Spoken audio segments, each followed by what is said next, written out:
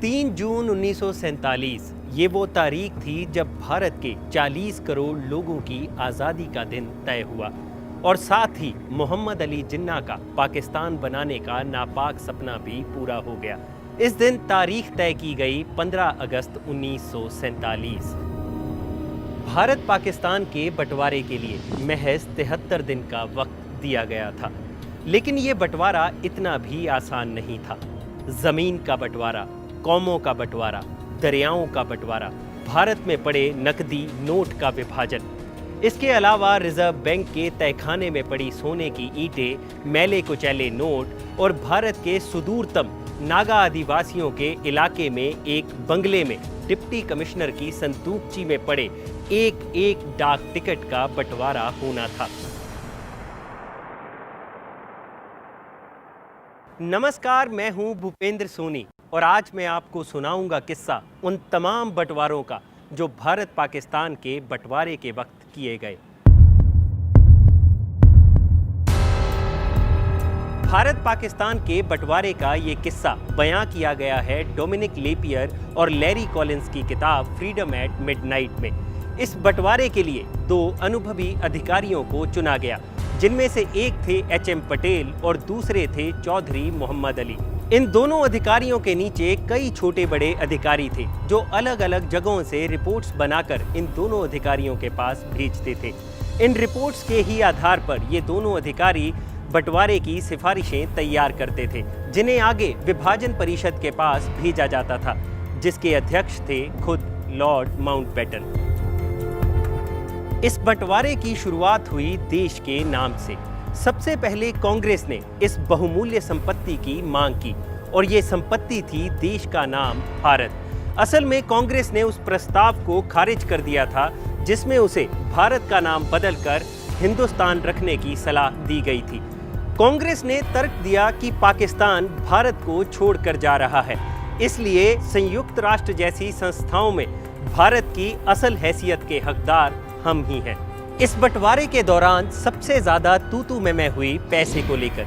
यह झगड़ा इतना बढ़ गया कि एच.एम. पटेल और चौधरी मोहम्मद अली को सरदार पटेल के घर में एक कमरे में तब तक बंद कर दिया गया जब तक वो एक नतीजे पर नहीं पहुंचे। खैर, कई दिनों की सौदेबाजी के बाद ये दोनों इस नतीजे पर पहुंचे कि भारत के बैंकों में पड़ा पैसा और अंग्रेजों से मिलने वाले पैसे में से 17.5% हिस्सा पाकिस्तान को दिया जाएगा और इसके बदले में पाकिस्तान भारत के ऋण का 17.5% हिस्सा चुकाएगा। इसके अलावा भारत के सरकारी दफ्तरों में पड़ी चल संपत्ति में से 80% हिस्सा भारत के लिए और 20% हिस्सा पाकिस्तान के लिए देना मुकर्रर किया गया। फिर क्या था, भारत के हर दफ्तर में मेज, कुर्सियों और टाइपराइटर तक की गिनती होनी शुरू हो गई। इन सभी चीजों के बंटवारे के लिए बहस तो छोड़िए, लड़ाइयां तक हुई, लेकिन एक चीज के लिए कभी कोई बहस नहीं हुई और वो थी शराब।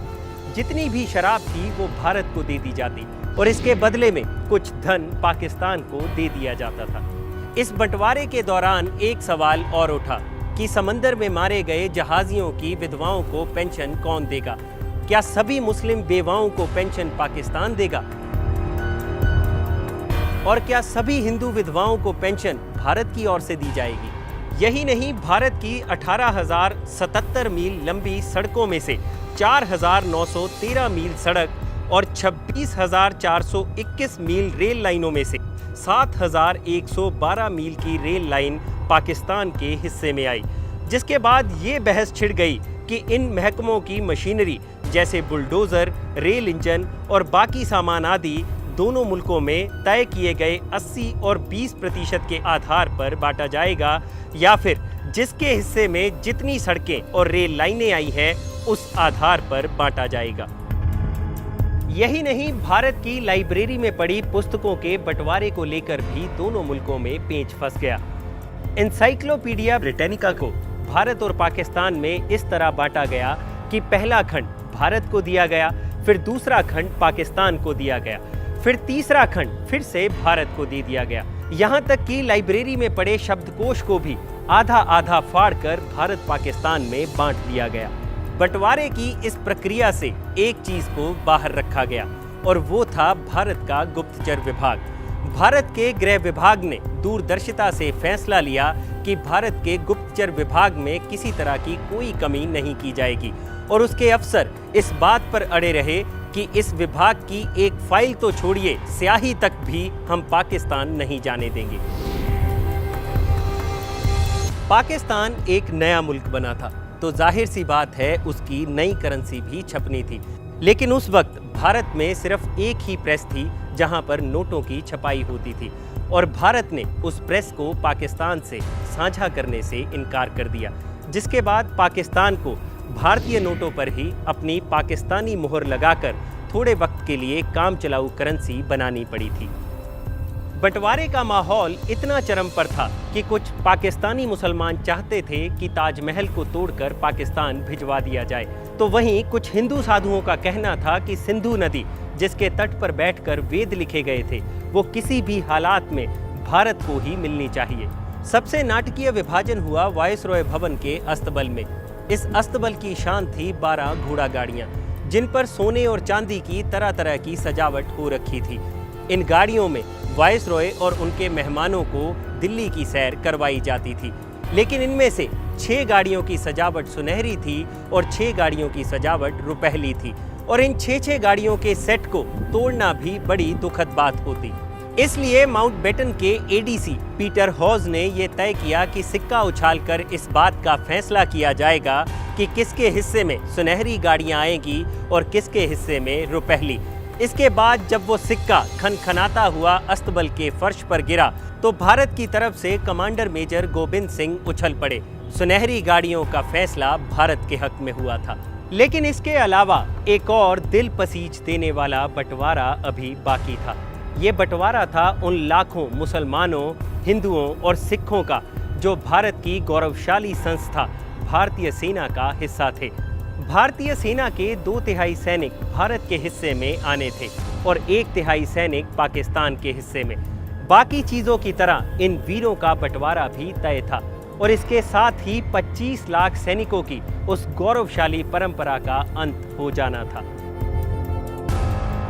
जुलाई के अंत में भारतीय सेना के अधिकारियों को एक फॉर्म दिया गया जिसमें उन्हें लिखना था कि वो भारत के साथ जाना चाहते हैं या पाकिस्तान के साथ। हिंदू और सिख फौजियों को इस फॉर्म से कोई समस्या नहीं थी, लेकिन वो मुसलमान फौजी जिनका बंटवारे के बाद घर बार भारत में छूट जाने वाला था, उनके लिए ये कागज का टुकड़ा शूल बन गया। इसी पीड़ा से गुजर रहे थे मेजर याकूब खान, जो रियासत रामपुर के रहने वाले थे।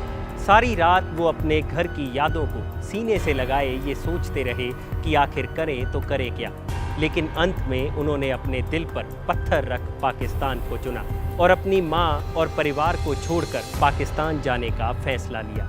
अगली सुबह बेटे को घर से रुखसत करते हुए माँ ने उसे कुरान के नीचे से गुजारा और वो पवित्र किताब उसके हाथ में दे दी और साथ ही उसके सर पर से कुछ पढ़कर भी फूंका ताकि उसकी दुआ हमेशा उसके बच्चे के साथ रहे। मेजर याकूब खां को लग रहा था कि वो अपनी माँ से मिलने आते जाते रहेंगे, लेकिन उनका ये सोचना गलत था। वो ना तो कभी दोबारा अपनी माँ से मिल पाया और ना ही कभी अपने पुश्तैनी घर वापस लौट पाया। इसके कुछ ही महीनों बाद वो कश्मीर में पाकिस्तानी बटालियन की अगुवाई कर रहा था और जो भारतीय फौज की टुकड़ी उसकी बटालियन से लोहा ले रही थी, उनमें एक टुकड़ी गढ़वाल रेजिमेंट की भी शामिल थी। उस रेजिमेंट के कमांडर भी याकूब खां की तरह मुसलमान ही थे, लेकिन फ़र्क सिर्फ इतना था कि उन्होंने साल 1947 में अपनी मातृभूमि भारत को चुना और ये विडंबना ही थी कि वो भी रियासत रामपुर के ही रहने वाले थे।